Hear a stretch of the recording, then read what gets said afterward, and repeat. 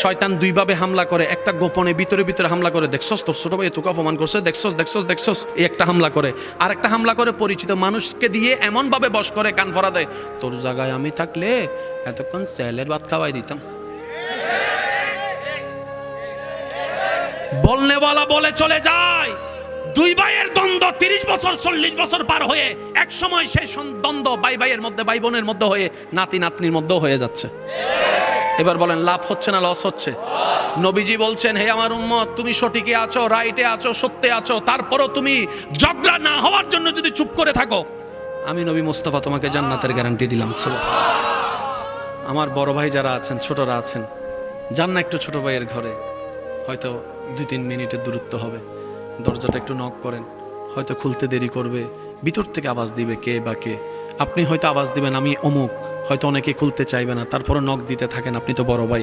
বড় ভাই মানে বটগাছ, বটগাছ মানে সবাইকে ছায়া দিয়ে রাখা, সবাইকে আগলাই ধরে রাখা, কারণ আপনি তো বড় হয়ে আসেননি, আপনার আল্লাহ বুঝে শুনে আপনাকে বড় বানায় পাঠিয়েছেন, কারণ আল্লাহ জানে আপনি ভাই বোনকে আগলাই ধরে রাখতে পারবেন, সে ক্ষমতা আপনার ভিতর আছে।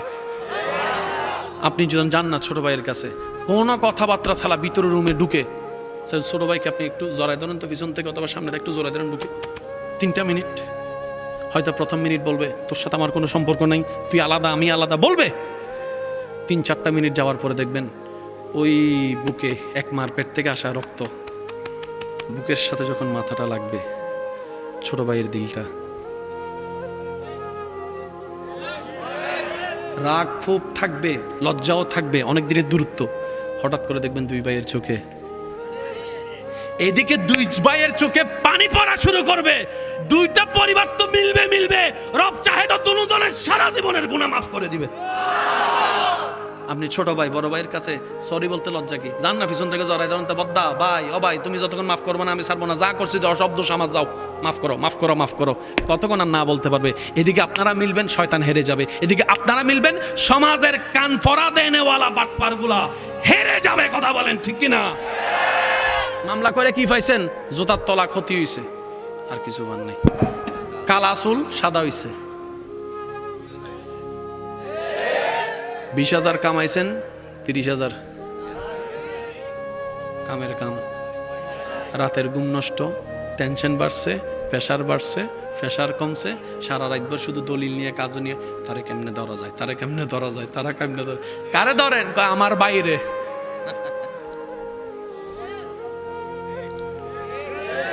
আমি কি বুঝাতে পারছি কথা? এবার বলেন এগুলো কি ভাই ভাইয়ের দোষ নাকি শয়তানের? আওয়াজটা বড় দেন না। মিন শাররিল ওয়াসওয়াসিল খান্নাস। আল্লাহ আমাদের সবাইকে শয়তানের বিপক্ষে যুদ্ধ করে জিতার তৌফিক দান করুন। যাদের ব্রেইনে একটু সুখ শান্তি দরকার তারা সিজদা দেন, যাদের ইজ্জত দরকার তারা সিজদা দেন, যাদের বরকত দরকার, বরকত 5 টাকায় 5,000 টাকার কাজ করতে চান তারা সিজদা দেন, যারা চান সন্তান আপনাকে চোখের মনি করে রাখুক,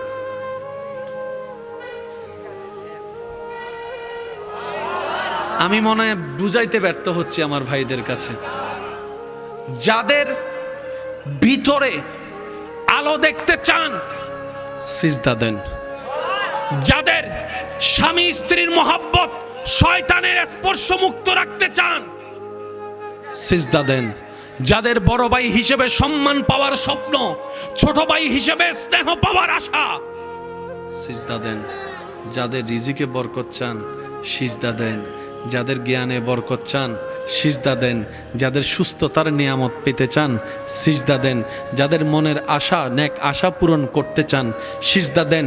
এক কথায় অশান্ত অন্তরকে শান্তি যাদের করার ইচ্ছা, 5 ওয়াক্তে আল্লাহর ডাকে সাড়া দিয়ে আপন আপন জায়গায় রবের দরবারে সিজদা দেন, সুযোগ পেলে নিস্তব্ধ চতুর্দিকে সবাইকে ঘুমাই রেখে তাহাজ্জুদের নামাজে সিজদা দেন। আর যারা বলেন যে আমার জান্নাত পাইয়া গেছি, আপনি না দিলেও চলবো, বুঝেন না মনে আমার কথাটা? কেউ যদি বলে যে আমার শান্তি পাইয়া গেছি, আপনি আর কি লেগে দিবেন? আপনি যদি জান্নাত পাইয়া যান আপনার দিয়া কিত্তু, আমরা যারা এখনো জান্নাত পাই নাই এসব কথা বলে না, আমরা এখনো যারা জান্নাত পাই নাই আমরা কি দিব? রবের দরবারে কি দিব? আর আপনি যদি জান্নাতে সার্টিফিকেট পাইয়া যান, না দিলেও চলবো, আপনি যাওয়ার সময় আমগর একটু সুপারিশ করে লই যাবেন। আর তো কিছু বলার আছে? বলেন না, আর কিছু বলা আছে? আল্লাহ, ও গো আল্লাহ, ক্ষমা করে দাও, মাফ করে দাও। আমি সবার মুখে শুনতে চাচ্ছি, আল্লাহ, ও গো আল্লাহ, ক্ষমা করে দাও। জীবন মুদের যতদিন থাকিবে, সুপথে চালাও, মাফ করে দাও। দিলের গভীর থেকে আল্লাহকে ডাক দেন, আল্লাহ, ও গো আল্লাহ, ক্ষমা করে দাও, মাফ করে দাও। আল্লাহ, ও গো আল্লাহ, ক্ষমা করে দাও। ফুল ভলিউম একবার বলেন মারহাবা। এবার শিক্ষিত সমাজের ভাইদের একটু মনোযোগ চাচ্ছি আমি। আপনার যে দেহ, এই দেহের দুইটা কোয়ালিটি, একটা হচ্ছে দেহ, একটা হচ্ছে রূহ। একটু বুঝবেন জিনিসটা। ইসলাম কত চমৎকার এবং সহজ, আমরা কঠিন বানিয়ে ফেলি আমাদের মতো করে বুঝতে গিয়ে। একটা হচ্ছে দেহ, আর একটা হচ্ছে কি? সবাই বলি, দোনোটার খাদ্য আছে। জোরে বলি, কাজ করতে গেলে দেহ শক্তিশালী হওয়া দরকার, দেহ শক্তির জন্য খাবারের দরকার। আপনি যদি ঠান্ডা মাথায় চিন্তা করেন, আপনার রব আপনার দেহের সমস্ত প্রকার যা দরকার সেই অনুযায়ী খাবার ভিন্নতা করে আল্লাহ মাটি থেকে খাবার তোলেন। আপনার যখন চোখের একটু সমস্যা, ডাক্তারের কাছে যাবেন, ডাক্তার মশাই আমার চোখে একটু কম দেখি, ডাক্তার জানেন কি খাইতে বলে? একটু জোরে, এটা কোত্থেকে উঠে? আপনার চোখের কল্যাণে কচু শাক লাগবে, পরে আল্লাহ সৃষ্টি করে দিয়েছেন। এবার বলেন, এই শরীরের, আমি সবার মনোযোগ চাচ্ছি, এই শরীরের মধ্যে ভিটামিনের দরকার আছে না নাই? প্রোটিনের দরকার আছে না নাই? রক্তের দরকার আছে না নাই? ক্যালসিয়ামের দরকার আছে না নাই? শক্তির দরকার আছে না নাই? এগুলা আসে বাতাস থেকে নাকি খাবার থেকে? এই সমস্ত জাতীয় খাবার সব আছে না নাই? কোত্থেকে উঠে? আপনার দেহে যা দরকার সে তা আল্লাহ মাটি থেকে দিয়ে দিয়েছে। তাহলে দেহের খাবার তো পাইলেন, আরেকটা আছে কি? রুহের খাবার কি? রূহ বলে যেখান থেকে এসেছি সেখানের খাবারই আমার খাবার। রুহের খাবার তোমার খাবার কি? বলে আমার হুকুমদাতার জিকির করো, আমার হুকুমদাতাকে স্মরণ করো। সুবহানাল্লাহ বলেন না? আমার হুকুমদাতাকে দিলে রাখো, আমার হুকুমদাতার আদেশ মানো, আমার হুকুমদাতার নিষেধ থেকে দূরে থাকো, আমার রবের জিকির আমাকে শোনাতে থাকো, ওনার হুকুম মেনে ইবাদত দিতে থাকো। এগুলা হচ্ছে আমি রুহের খাবার। তাহলে কয় খাবার? একটু জোরে বলেন। একটা দেহের খাবার, আমি সবার মুখে শুনতে চাই যেন এটা মনে থাকে। একটা দেহের খাবার, রূহ শক্তিশালী হলে আল্লাহ খুশি, রূহ দুর্বল হলে শয়তান খুশি। একটু বুঝবেন, রূহ যাদের দুর্বল, শয়তান সে দেহে প্রভাব করে, রাজত্ব করে। এবার আমি প্রশ্ন করব, আপনারা উত্তর দেন। এই দুনিয়ার মধ্যে পারিবারিক সামাজিক অশান্তির পিছনে হিংসার হাত আছে না নাই? অহংকার আছে না নাই? লোভ আছে না নাই? আমিত্ব আছে না নাই? বিদ্বেষ আছে না নাই? রাগ আছে না নাই? এবার আপনারাই আওয়াজ দিয়ে বলেন, এই সব অশান্তির পিছনে যা আছে সবগুলো আসে কার থেকে? আল্লাহ থেকে না শয়তান থেকে? শয়তান থেকে আসে, আমরা করি। এবার আমি প্রশ্ন করব, আপনার উত্তর দেন। আমাদের চোখ কার? হাত কার দেওয়া? ভাই একটু আওয়াজ দেন না। জমিন আপনার শরীর কার দেওয়া? মন কার দেওয়া? খাওয়াই কে?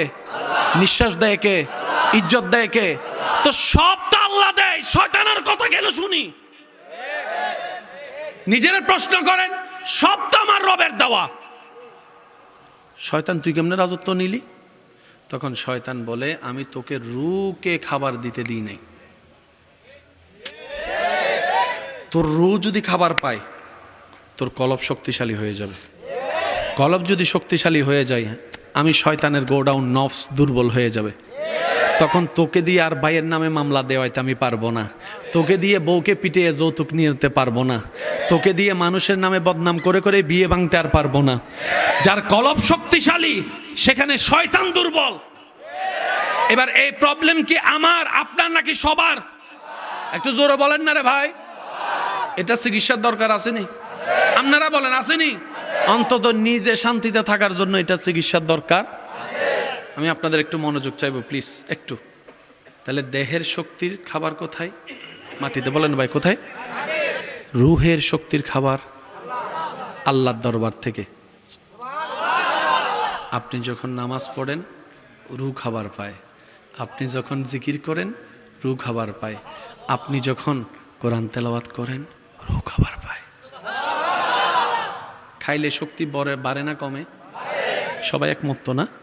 আচ্ছা, রমজান মাসে সারাদিন আমরা কি খেয়ে থাকি না না খেয়ে? তো এত শক্তি কেমনে পান? রমজান মাসে না খেয়েও শক্তি পান, কারণ হচ্ছে রমজান মাসে রুহের খাবার জুটে। সুবহানাল্লাহ বলা যাবে? এখানে অনেক ছেলে আছে জুমার দিন সবার শেষে ঢুকে। সবার জানি না, একটু চুপ করে থাকেন আর বুঝছি তো আপনি। ঢুকে সবার, বাইর হয় সবার। যে 2 রাকাত পড়ে না ভালো করে সপ্তাহে, রমজান আসলে সেই ছেলে 20 টাকা তারাবিতে দাঁড়ায় যায়। বুঝতেছেন বিষয়টা? আচ্ছা, একটা মাস আসলে মানুষের মাথায় বেশি টুপি থাকে। আমি বলবো না, আপনারা বলেন। আচ্ছা, একটা মাস আসলে মানুষ একটু তুলনামূলক ভদ্র হয় অন্য মাসের তুলনায়। একটা মাস আসলে মানুষ অন্য মাসের তুলনায় ঝগড়া একটু কম করে। একটা মাস আসলে মানুষ অন্য সময় বদনাম একটু কম করে। একটা মাস আসলে মানুষ অন্য সময়ের তুলনায় ওই মাসে একটু ভদ্র বেশি হয়। কেন? কারণ রমজানে আপনার রু খাবার পায়। অনেকে হয়তো, অনেকের কাছে আলোচনাগুলো একটু অন্যরকম লাগলেও লাগতে পারে, কিন্তু সময়ের চাহিদা বলা দরকার আছে বলে আমি মনে করছি। কারণ আমাদের এই আলোচনা, আজকের এই পরিবেশ এখানে থাকবে না, কোনো না কোনো মাধ্যমে এটা এমন এমন মানুষের সামনেও চলে যাবে যারা ইসলামকে পছন্দ করে না, ইসলামকে নিয়ে ঠাট্টা করে, এমন মানুষের কাছেও তো হয়তো পৌঁছাবে। তারাও যেন শুনে ইসলাম কোনো ব্যক্তির বানানো ধর্ম নয়। ইন্নাদ্দীনা ইনদাল্লাহিল ইসলাম, ইসলাম রবের দেওয়া ধর্ম। কথা বলেন ঠিক কিনা? এই ইসলামে নাই বলতে কিছু নাই, সব আছে। কথা বলেন না রে ভাই?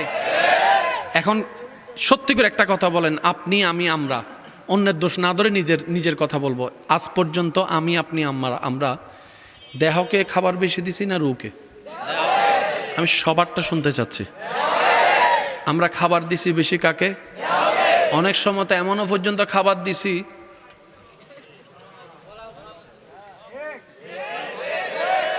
এই যে আওয়াজ এখন ছোট হয়ে গেছে গা। 5 জনের খাবার আছে না? আছে না? আপনি আমি বোকার রাজ্যে বসবাস করে দেহকে শক্তিশালী করে রুকে দুর্বল করে ফেলেছি। রব বলে, বান্দারে ইবাদত করে করে রুকে যদি শক্তিশালী করতে পারো, মরণের সেই কঠিন চ্যালেঞ্জিং সময়ে যখন একদিকে বুক ফেটে যাবে তৃষ্ণায়, নিঃশ্বাস বন্ধের কষ্ট, তোমার সারা শরীর ক্ষত বিক্ষত হয়ে যাবে, এক একটা শরীরের রগ ছিঁড়ে যাওয়ার যন্ত্রণা তোমাকে ধরবে, পরিবারকে ছেড়ে যাওয়ার ভয় তোমাকে কাজ করবে, অন্ধকার কবরে থাকার সেই কঠিন পরিস্থিতি তোমার টেনশন বাড়ায় ফেলবে। সেই মুহূর্তে যখন তোমার শয়তান ঈমান চুরি করতে আসবে, রু যদি শক্তিশালী হয়, সেই দিন শয়তান তোমাকে হারাতে পারবে না, শয়তান তোমাকে হারাতে পারবে না। তুমি তোমার দেহ দুর্বল হয়ে গেল, রূহের শক্তি দিয়ে শয়তানকে পরাজিত করে তুমি কালিমা পড়ে ঈমানের সাথে দুনিয়ার থেকে বিদায় নিতে পারবে। বলেন সুবহানাল্লাহ। কয় খাবার বললাম? একটা হচ্ছে বেশি দেওয়া দরকার ছিল, দিয়েছি আমরা। এবার বলেন দোষ কাদের? এবার বুঝতে পারছেন নি ঘরে কেন অশান্তি? ভাই ভাইয়ের নামে মামলা, দেখি আমারে কেমনে হারাস তুই, দেখি। আমার ভাই মনে করছে এটা উনি বলছে, ওটা উনি বলে নাই, ওই শয়তানে ওনারে দিয়ে। আওয়াজ দেন যুবকেরা, কথা বলেন ঠিক কিনা? অনেকে তো এমনও বলে আমি মারা গেলে তারা আমার চেহারা দেখাইস না, আমি তোর জানাজায় যাইতাম না, যা। অথচ এক মার পেট থেকে বের হয়েছে দুই ভাই। এবার বলেন আমরা কি চালাক না গাদা? আমি তো গাদা, আপনারটা আপনি কোন? আমরা কি চালাক না গাদা? সত্যি করে একটা কথা বলেন, একটা বিয়ের অনুষ্ঠান করতে গেলে সব সাজাইছেন, যদি মানুষজন আত্মীয় স্বজন না আসে সে ঘরে কোনো সুন্দর আসবে? এখন আপনি আমি যেভাবে পরিবার সংসার ভাঙতে শুরু করছি, সামনে ছেলে মেয়ের বিয়ের মানুষ দেখানোর জন্য বাড়া করে মানুষ আনা লাগবে মাছ করে। কারণ আত্মীয়তার সম্পর্ক কারোর সাথে কারো তেমন। আগে এক সময় ঈদে হলো যাওয়া হইতো, এখানে অনেক যুবক এমন আছে ঈদের নামাজটা ফইরে আইসা বিছানার উপর ফুইটা নাই মনে হয়, আমি শুনি নাই মনে হয়, এক ঘুমে উঠে সন্ধ্যাবেলা, কিরে ঘুরতে যাবি না, বেড়াইতে যাবি না? ভাল লাগে না, ছোটবেলার ইচ্ছা। বুঝতে পারছি? এবার বলেন আমরা কি বুদ্ধিমানের কাজ করছি না গাদার কাজ করছি? নিজের সুখের জন্য নিজেকে আপনাকে ব্রেক লাগাতে হবে। আমি ইসলাম মানে কি মনে করি জানেন? বেশিরভাগ মানুষ ইসলাম মানে মনে করি কি ইসলাম মানে পালন করব, সওয়াব কামাবো, হাসরে যাব, দাড়ি পাল্লাই দিব, ফাঁস হলে জান্নাত। না, ইসলাম এমন একটা জীবন, এটা যদি করার মতো করতে পারি, নেওয়ার মতো নিতে পারি, আখেরাত তো সুন্দর হবেই হবে, দুনিয়াও আপনার জন্য আলোকিত হয়ে যাবে। আল্লাহ একই কথা কোরআনে বলেছেন, ফিদ দুনিয়া হাসানাতাও ওয়া ফিল আখিরাতি হাসানা। আমি আল্লাহ ইসলামকে এমন ভাবে সাজিয়ে দিয়েছি, দুনিয়ার শান্তিও ইসলামে, আখিরাতের ইজ্জতও ইসলামের ভিতর আমি আল্লাহ দিয়ে দিয়েছি। বলেন আমি কি বুঝাতে পারতেছি কথা? আচ্ছা, আগে মানুষ হায়াত কম পাইতো না বেশি? এখন কমের চাইতো। নবীজি বলছেন আত্মীয়তার সম্পর্ক রক্ষা করো, হায়াত বেড়ে যাবে। না সুবহানাল্লাহ ঘরে যাই এখন না, আর একটু আস্তে করে বলেন, ওই ইসলামের দুশমনরা শুনলে তো আমগো ফিটে ভাঙ্গিয়া দিব না, এর লেগে একটু আস্তে করে কন না, সুবহানাল্লাহ আস্তে করে কন তো।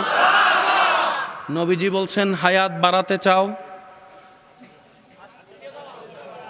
আর আমরা প্রতিযোগিতায় লাগছি কেমনে কত তাড়াতাড়ি। যে আত্মীয়র টাকা বেশি তার বিয়ের দাওয়াত একটু স্পেশাল, ফোনও হয়, কার্ডও হয়, হোয়াটসঅ্যাপেও হয়। আর যে আত্মীয়তার টাকা নাই তারা তো ফোনও কোনো রকম বাদ নয়, আইবা ফাললে আইবা ফাললে। আর যদি সে আত্মীয়তার সম্পর্ক রক্ষা করে চলেও আসে, ভাত খাইছে কিনা জিজ্ঞেস করে না, টেবিল তো অনেক দূরের কথা। এবার বলেন হায়াত কারা কমায়? নিজেরা। আমরা আবার ছোট হয়ে গেছে। এখানে অনেকে আছে, আল্লাহ তুমি আমার শুধু এরকম পরীক্ষা করো, আল্লাহ তুমি আমাকে এরকম করো। আল্লাহকে আমি করছি কি? সব তো তুই না টানছস। সেকা খাইয়া বেকা হইছে, বেকা হইয়া কষ্ট বাড়ছে, কষ্ট কমানোর জন্য যা ফাটছে 6 বছর খাওয়ার পরে যখন লাঞ্চ শেষ গেছে ডাক্তারের কাছে, ডাক্তারে কয় তুই বাঁচবি আর মাত্র 1 সপ্তাহ। তো এখন ডাক্তার করণীয় কি? কয় সব বন্ধ কর। বন্ধ করলে ভালো হবে? কয় না গ্যারান্টি নেই, কারণ সব যাত্রা করে লেছিস। এবার যাই নামাজে বসছে, আল্লাহ আমি তোমার এমন কি করছি, তুমি আমার অল্প বয়স আছে। আল্লাহ বলে যে আমি কি করছি? আল্লাহ এই যে তুমি আমার মরণ দিচ্ছ 1 সপ্তাহের ভিতরে, ডাক্তার কয় আল্লাহ কয় মরণ কি লেগা? কয় লিভার নষ্ট। লিভার কে নষ্ট করছে? কি লেগে হয়েছে? কয় মদ খাইছে। তো মদ খাইছে কে? কয় আল্লাহ বলে যে আমি কি নিষেধ করি নাই মদ খাইতে?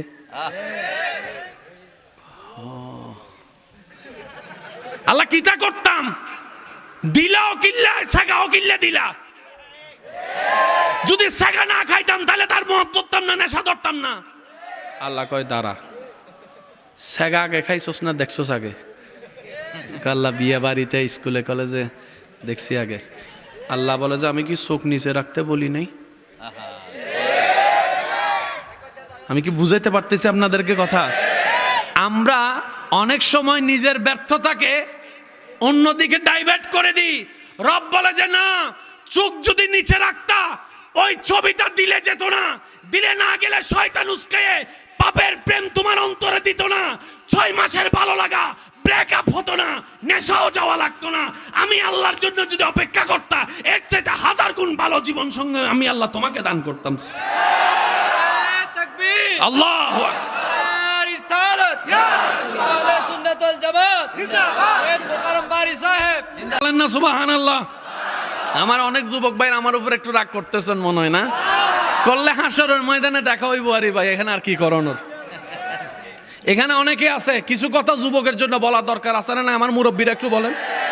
কারণ নাতিদেরকে দিয়েই তো দাদা, নাতিরা হচ্ছে দাদা নানার লাঠি।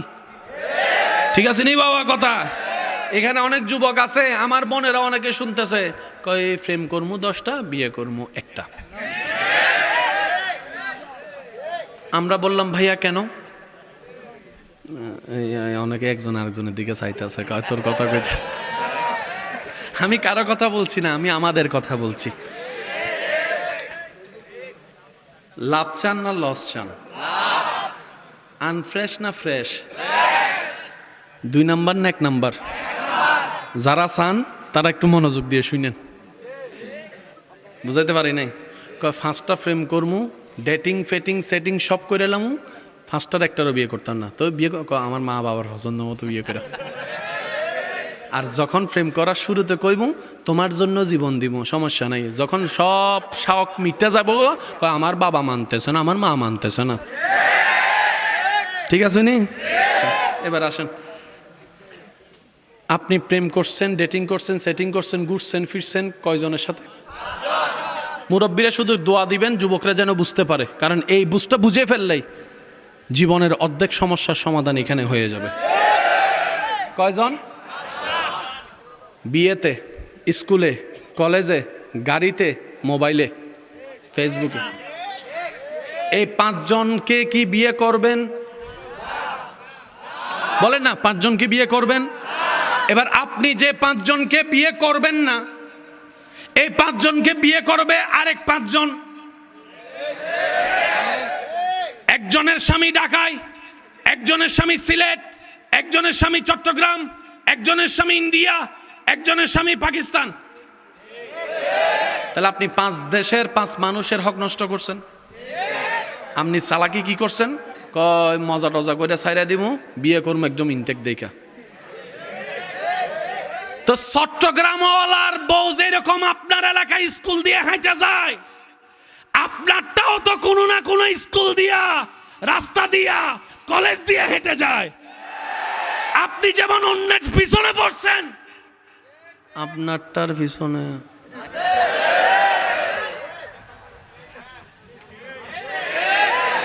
আপনি যেমন চিন্তা করছেন মজা করব বিয়ে করব না, ও আপনারটারে কয় মজা করব বিয়ে করব না। আপনি অন্যের ইজ্জতে হামলা দিছেন, আপনার ইজ্জত আরেকজনে হামলা দিয়ে দিছে। আপনারটা কাউরে জানার নাই, হেডটাও কেউ কাউরে জানা নাই। এবার কোন লাভ না লস? যুবকরা এখন মনে মনে চিন্তা করে, কয় কি তারে নিজের ভাইয়ে তো নিজে না মাইরা দিলাম। এবার আমি সবার মুখে শুনতে চাই, বিয়ে কি জীবনে 10 বার না 1 বার? জীবনের সবচাইতে বড় চরম সিদ্ধান্ত হচ্ছে বিয়ে। এটা আপনার আইফোন মোবাইল না যে ভালো না লাগলে আপনি চেঞ্জ করে ফেলবেন, হয় না। কারণ 2 জনের মিলনে পুরা পরিবার, 2টা পরিবার, 2টা সমাজ মিল হয়। কথা বলেন ঠিক কিনা? এবার বান্দা বলে, আল্লাহ আমি তো ভুল করে ফেলেছি, এখন কি করব? আমি তো অন্যের হক নষ্ট করছি। বুঝাইতে পারছি কথা? রব বলে যে বান্দা একটা কাজ করো, একটু মনোযোগ দিবেন, একটু মনোযোগ।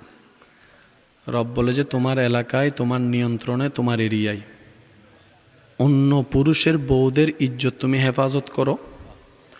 তোমারটা যেখানে আছে আমি আল্লাহ কুদরতিভাবে সেটার ইজ্জত হেফাজতের ব্যবস্থা করে দেব। তুমি অন্যের হবু বউয়ের পিছনে হাত দিও না, লাগিও না, পিছনে পড়িও না।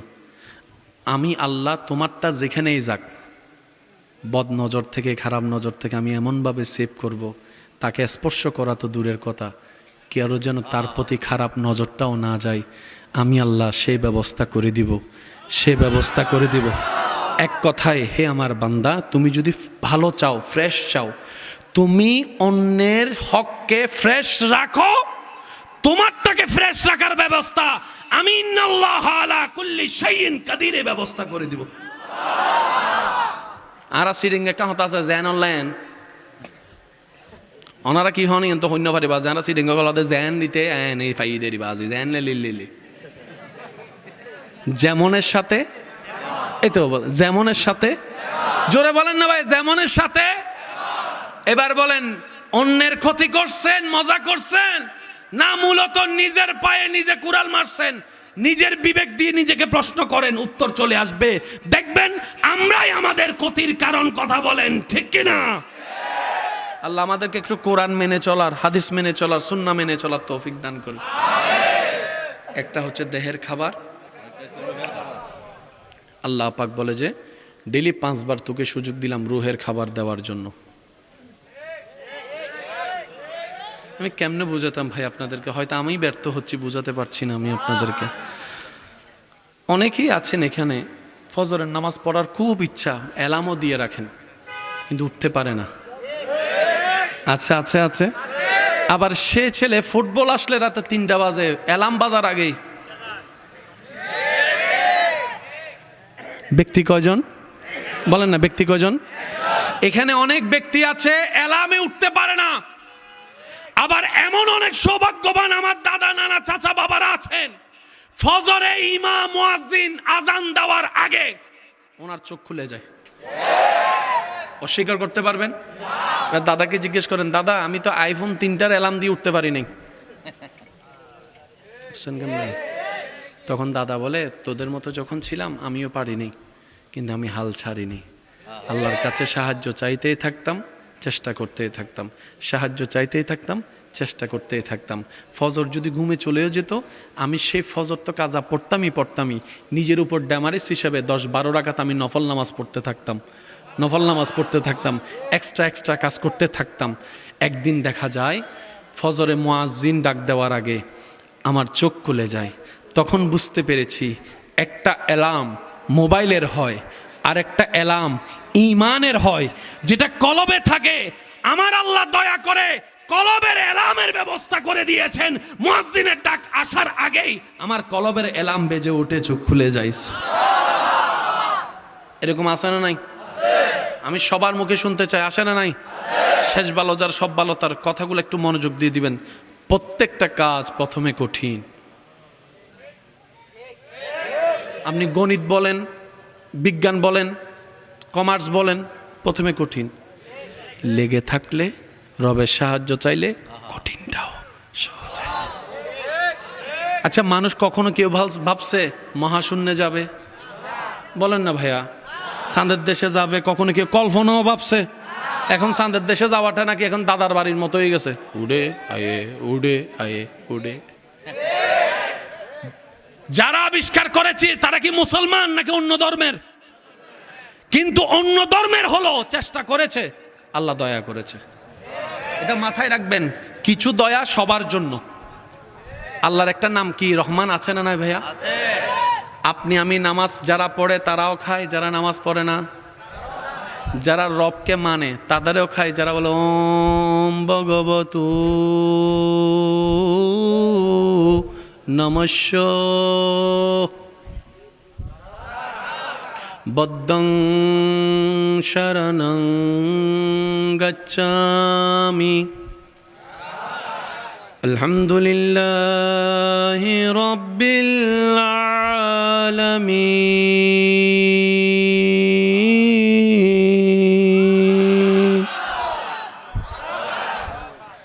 উনি হচ্ছে রহমান, যিনি সবারে খাওয়ায়। তিনি কে? জোরে বলেন, তিনি কে? আরেকটা নাম আছে কি? আপনারাই বলেন, আমি কইতাম না। রহমানের পরে বিসমিল্লাহির রহমানির, আরো জোরে বলেন। আল্লাহ বলে আমি রহমান, ফিদ দুনিয়া, সবার জন্য আমার রহমত সবাইকে দিব। আনার রহিম ফিল আখিরা, ওই রহমত কাউরে দিব না, শুধু আমার গুনাহগার বান্দাকে জাহান্নামী থেকে জান্নাতি করার জন্য দিব। আমরা দোনোটা নিতে চাই, আমরা দোনোটা। কি বলেন, আপনারা রাজি আছেন নি? আমরা রহমানেরটাও নিমু, এই পিছনের বাইরে আর কথা কয় না, আমরা রহমানেরটাও নিব, কারণ রবটা আমাদের। নিব না কেন? সুবহানাল্লাহ বলেন না সুবহানাল্লাহ। সেজন্য আমার ভাইদেরকে আমি পরামর্শ দিয়ে কথা বলবো, আপনি যতক্ষণ পর্যন্ত রুহের খাবার দিতে পারবেন না,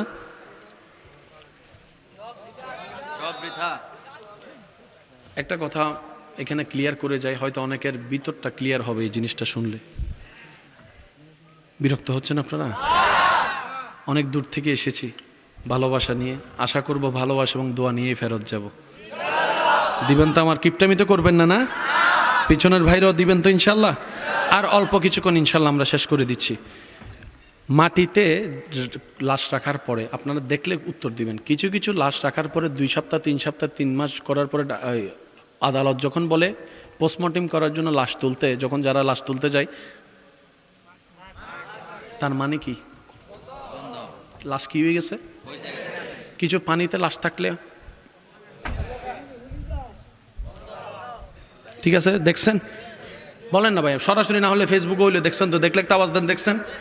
আচ্ছা আচ্ছা, কিছু কিছু লাশ রাখার পরে 6 মাস পরে কবর খনন করলে কি পাওয়া যায়? গোস্ত, চামড়া। এটা দেখেছেন, শুনেছেন? আবার এমনও শুনেছেন 20-30 বছর পুরাতন কবর। দেহ তো নষ্ট হয়ই নাই, বাজি শুনলে দেখলে একটা আওয়াজ দেন। দেহ তো নষ্ট হয়ই নাই, আমি সবার মুখে শুনতে চাই, দেহ তো নষ্ট হয় নাই। আরো জোরে বলেন, দেহ তো নষ্ট হয় নাই। এবার আপনি যেদিন কবরে যাবেন, আপনি কি চান? মাটি আপনার দেহ খেয়ে হাড্ডি বানায় ফেলুক, নাকি না খাক? জোরে বলেন। সহজ কাজে বলি, আমরা সবাই মিলে আজকে এখানে 2টা কবর দিলাম, 1 নাম্বার 2 নাম্বার কবর। 6 মাস পরে আমরা সবাই এক জায়গায় এসে 2টা কবর খুঁড়ছি, করার পরে দেখি একটা কবর হাড্ডি ছাড়া কিছু নাই, আর একটা কবরের মধ্যে যেমনে দিছি তেমনে আছে। বলেন, পুরা এলাকার নাম এক জায়গায়, বলেন না, থানা জেলা সব মাটিও একই জায়গার। মাটির চরিত্র কয়টা? একটা দেহ, আরেকটা দেহ। আপনি চাচ্ছেন কোনটা, খাক নাকি না খাক? তাহলে আপনি মাটিকে প্রশ্ন করেন, উত্তর যেটা দিবে সেটা আমল করলে কাজ হয়ে যাবে। মাটিরে জিজ্ঞেস করেন, তুই তারে খাইলি কেন? তুই তারে খাস নাই কেন? মাটি জিজ্ঞেস করবে, কেন, তোর দরকার কি? আপনি বলবেন, আমিও কবরে যাব একদিন, আমি যেন সেই প্রস্তুতিটা নিয়ে যেতে পারি, যেন তুই আমার খাইতে না পারস। সুবহানাল্লাহ জোরে বলবে না? এবার মাটি উত্তর দেয়, আমি সবার মনোযোগ চাচ্ছি, উলামায়ে কেরামের একটু দোয়া চাচ্ছি। মাটি উত্তর দেয়, আমার কাছে লক্ষ লক্ষ কোটি দেহ আসে প্রতিদিন। যে দেহে, যে কলবে, যে রুহে, যে কপালে, যে শরীরে আমার রবের নামের গান পাওয়া যায়, আমি সেই দেহ স্পর্শ করি না, সেই দেহ স্পর্শ করি না। সুবহানাল্লাহ বলছেন না যে আমি সেই দেহ স্পর্শ করি না, যার দেহের ভিতরে আমার রবের নামের নূর পাওয়া যায়, আমিও যার, ওইটাও তার, আমি তারে খাই না। আর যারে জায়গা দেখি আমার রবের নাম নিশানা নাই, বুঝে নেন না? খাওয়ার আগেরটা, খাওয়ার আগেরটা। মাটি তুই এমন করছিস কেন? রাগ। যারে যে বানাইছে তার নামটা নিয়ে আসে নাই, কত বড় নাফরমান। মাটি বলে আমি যার, যে হবে তার, সে আমার বন্ধু। সুবহানাল্লাহ, আমি শুনি নাই, আবার কথাটা শুনেন। মাটি বলে আমি যার, যে হবে তার, আমি তাকে স্পর্শ করবে না। ওই উনার করানোর জন্যই আল্লাহ প্রদত্ত, আল্লাহর পক্ষ থেকে যিনি আপনার আমার কাছে এসেছেন, তিনিই নবী রাহমাতুল লিল আলামিন।